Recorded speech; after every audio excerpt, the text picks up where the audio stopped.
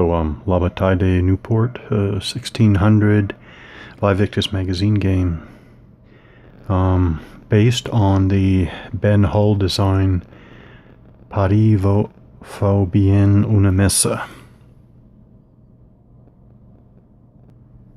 So I want to play the game, I want to play the Battle of Nieuport 1600 here, but I do also want to exercise as much of the rules as possible. So I finished Zapena's activation here in the Spanish center. So I went ahead and flipped him over to his Finnish side. And on the lower left, so on the lower right, the blue dot means that he's finished. And the one in the lower left is his command value. And the command value is used for a number of different purposes, including continuation. So, I wonder, okay, now I just realized, when should I turn him over? I don't know. Let me see. All right, so, but we do use his command value there of 1 for continuation purposes. Okay, in fact, he's not finished until after a possible continuation. So,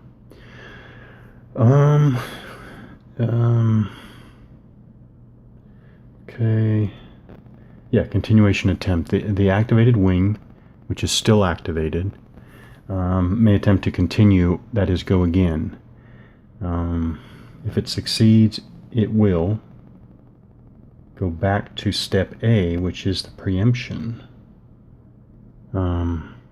That's interesting. Player may attempt to continue with an activated wing under a charge or march order. So Zapena is under a charge order. They can try to go again for a maximum of 2 activations. The player finds the wings. Okay, this is a table if I remember correctly. There is a... Where is it? Order... God, there it is. Continuation, preemption, interception. Okay, this should be fairly quick. Again, Zapena's command value is 1. That's going to be a modifier. So this is what I mean. There is a reactivation, preemption, interception table. We are doing reactivate or continue is the English translation. Their current orders charge, so it's 3 or less.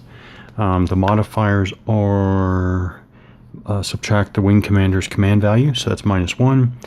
-1 if the wing is only composed of cavalry. We do have cavalry, but we have cavalry and infantry mixed, so that does not apply. And +1 if the wing commander is adjacent to an enemy unit not broken. Zapena is here, right here, but not adjacent to an enemy and to an unbroken enemy. He's 2 hexes away from unbroken enemy. So whoa, there we go. So we roll a 2, subtract 1 for his command value for 1. That is 3 or less, so he gets to continue. So he will go, we'll go again. So if the result is equal to or less than the number indicated, the wing is activated again. Then if it fails, then we're going to flip him over to his finished side, but he is not finished. So we're going to go again, which is what I wanted. I wanted to push my tercios up and make a contact or get adjacent to the Dutch. So, but we do start over with step A, which makes it sound like, and that's interesting. So if we start over with step A, that's the preemption. The big question, can you preempt a continuation? I wonder. So by process of elimination right now, that means not finding anything that directly contradicts the idea or something related to that. I guess you can preempt a continuation.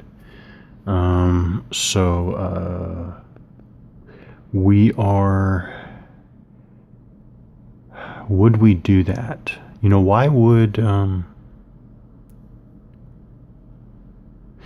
do we want to do preemption? Do we want to show preemption? Once a wing is activated, the inactive player may attempt to preempt this activation. If he succeeds, he may activate that wing and perform actions and attempt continuation. Let's do that. Let's have the Dutch Vanguard there attempt to preempt. So the Dutch Vanguard is attempting to preempt Zapena's Spanish center continuation. All right, here are our two protagonists. Here's Apena and Fera. There, he also has a command value of 1, and that applies because we are very similar to the continuation. There, bad glare. Preemption. He's under a march order. Fera is, so it's 3 or less, and it's the same modifier as -1 for his command value. Oh, look at that, he gets a 0. So now this is the thing that I finally, well, not finally, this is the thing that I'm re-looking at after playing a while ago, playing Kirchholm 1605. Right here, so a wing that has successfully continued. So Zapena successfully continued, whatever the die roll was, I can't remember what it was, but he successfully continued. May also be preempted, and Fera successfully preempts. So Zapena will not be considered bypassed. So normally I would put on a Tante marker on Zapena. Nope, not in this case, because he successfully continued, he's finished. It says if the attempt is successful. Now I see what they mean. They mean if the preemptor's attempt is successful, the bypassed leader, well, no, the continuing leader is not bypassed. The continuing leader is just considered finished, like that. So it kind of, so not only, in this case, not only is Zapena bypassed or preempted, he's also finished, despite having successfully continued. Okay. Yeah, the wing commander is flipped on his activated side. I used to wonder who they were referring to and all that. Now I see. His activated side means, again, the commander who successfully continued. Okay. So now we're going to pick up with, how do we put it? The wing is activated. The player can, so the wing is activated, meaning, in this case, Fera's wing is activated. So we're going to go through that, and then Fera can attempt to continue if the player wants that. So I switched around. Now we have Fera here with the Vanguard. I pulled the camera out because his forces go all the way across. So I think we have to do his full activation sequence. There's something about these games, I'm talking about this game and Kirchholm, that just promotes such dynamic play. So a preempting wing cannot be preempted. So the step A preemption attempt, I assume we skip right over that because Fera is a preempting wing. Okay, so we go to B, order change. The active player can try to change the order of the wing he just activated. Again, Fera is there he is. Fera here is executing a march order. Well, we're going to change that. Well, now we're going to try to change his into a charge order. So now we have change of orders. I'll show that real quick. Here's the change of orders table. He's at a march order. He wants to charge, so it's 4 or less right there. And then what modifiers apply? His wing command, I can subtract his wing commander command rating of 1, so that's -1. Commander adjacent to enemy unit, not broken, no. Cavalry wing changing to charge, no. This is, Fera has a, I think Fera has a mixed infantry and cavalry, and I think artillery. Yeah, and artillery. All right. -2 have changed. Okay, so no. So just -1 for his command rating. Oh, there we go. Wow, a lot of successes here. So 2 - 1 is 1, which is easily 4 or less. So he changes his order to charge like that, and that is step B, order change. Now we go to unit action. Each unit of the activated wing may perform one of the following actions. I think movement or rally, we're not going to be rallying. So just to review the charge orders, all unit must end movement closer to the closest enemy unit. Okay, so need to pay attention to that. So all of these guys over here in the vanguard and over here are going to be moving towards the nearest enemy unit. If a unit is already adjacent, let's see, yeah, he does have adjacent. He is already adjacent to the enemy, so he cannot move away, but he can change facing and or perform offensive fire, and there are no rally attempts possible. Okay, so what I'm getting at is, when do we determine these guys being out of command, and what do we do about that? So I guess that's now. So I'm not normally a fan of this, but I know it's important. Well, what can I say? I know it's important. Okay, so let's go through just step by step. So first of all, these units must be able to trace command to their wing commander. I don't think in this game. Well, actually, I wonder, but I'm not going to consider it right now. I mean, we have our army commander here, but I think for now, to be in command... Oh, first of all, back up. I think this is where we're supposed to do this, because it says, to move in combat normally, a unit must be in command. Well, we're to the movement, fire, and rally part of the activation, so it makes sense that we would do this now. So, to be in command, a unit must be able to trace line of command to its wing commander. And again, it's 2 for infantry, 3 for cavalry. So, this is okay. Here's the wing commander, 1, 2 infantry, 1, 2 infantry, 1, 2 infantry. Okay. Let's see. Oh, and here's, actually I'll leave him visible, and here's artillery. Okay, so in command, who's under here? Artillery, okay. Actually, I guess I'll flip him over, because he's activated now, so I'll flip him over. Okay, but I'm gonna leave him. So in command. Okay. And 3 for cavalry, but his cavalry is way over here, obviously way out of command. Okay, so a unit unable to trace lock to his commander, but able to trace lock to a unit in command, except artillery is considered in command. Lock cannot be traced through a hex containing an enemy unit or terrain that is impassable. What that means is, first of all, this artillery, where is it? Artillery is always in command. That's in another section. So, first of all, this artillery and this artillery are in command, because artillery are always in command. This infantry is in command because this infantry can trace a 2-hex line of command to a unit that is in command. I just now wondered whether this is supposed to be unlimited chaining. But anyways, this unit is in command because he is adjacent to, or he's within line of command to this unit and this unit, which are both in command. This unit, here's where I need to... No, this is right. This infantry is within 2 of this and this unit, both of which are in line of command to the wing commander.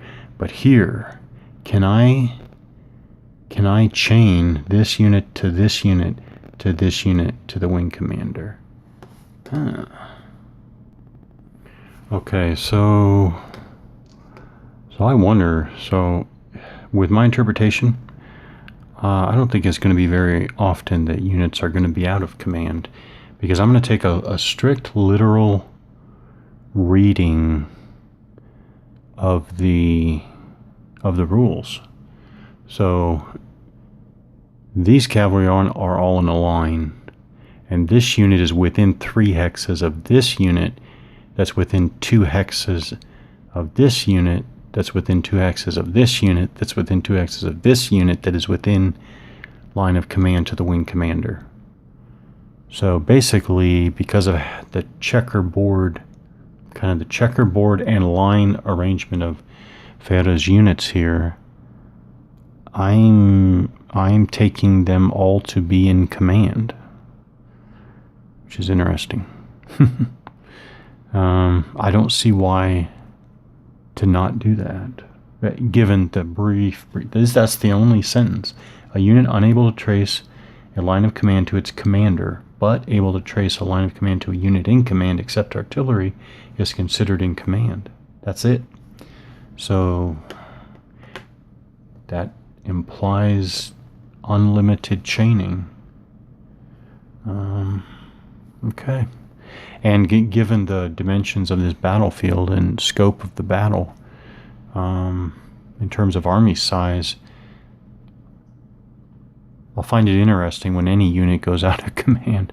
Okay, so I guess I was all prepared to mark a bunch of units out of command, but it doesn't look like that. So let's move on. All right, I'll start with the easiest, not the easiest, but I'll start at the point and move out. So the artillery here is going to fire adjacent to those Spanish musketeers there. At a range of 1, it's a 2 or greater. I don't think there are any modifiers. I used that Dunes modifier before, but I don't think that's for... I'm still not sure, but I don't think that's for this case. Oh, wow.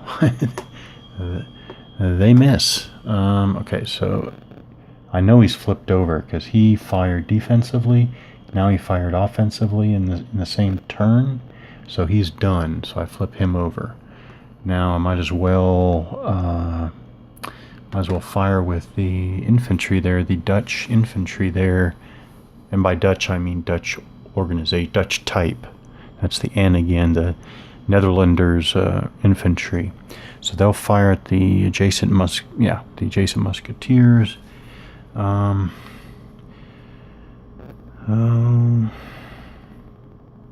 So fire table is 4 or greater.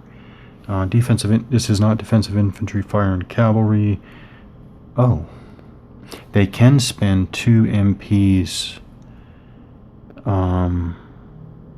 So what they're going to do is they're going to spend all 4 MPs, 2 MPs to get a +1, another 2 MPs to get +2 altogether.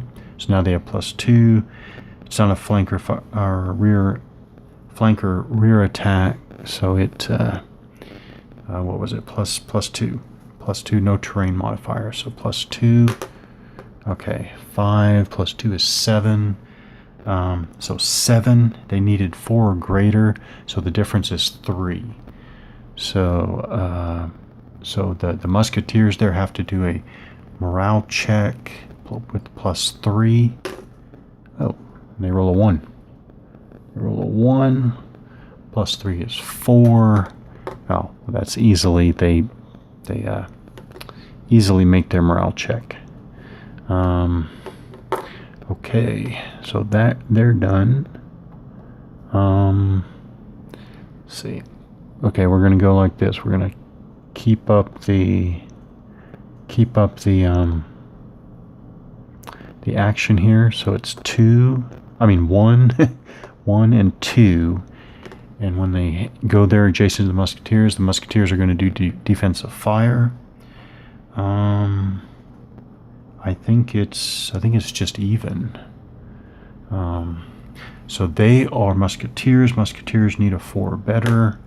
Okay, they roll a 7. So that's 4 more than the 4, 3 more than the 4 they needed. So the Dutch infantry need to do a morale check, +3. They roll a 1. They easily make their morale check. Okay, now they're going to spend 2 MPs to fire on the musketeers. They also need a 4 or greater. I think it's just even. Okay, so they roll a 7. So the musketeers have to do a morale check +3. Okay, nope. They roll a 3 +3 is 6, which is 8 or less. Their morale there. Okay. Oh. Oh. Okay, I just noticed something important. I never thought about this before. I'm not going to reset anything, but I'm also not going to penalize myself in this instant. Now I see it does matter how you move, because command is traced at the instant a specific unit wishes to move. So what I've, just because I moved him, I've now put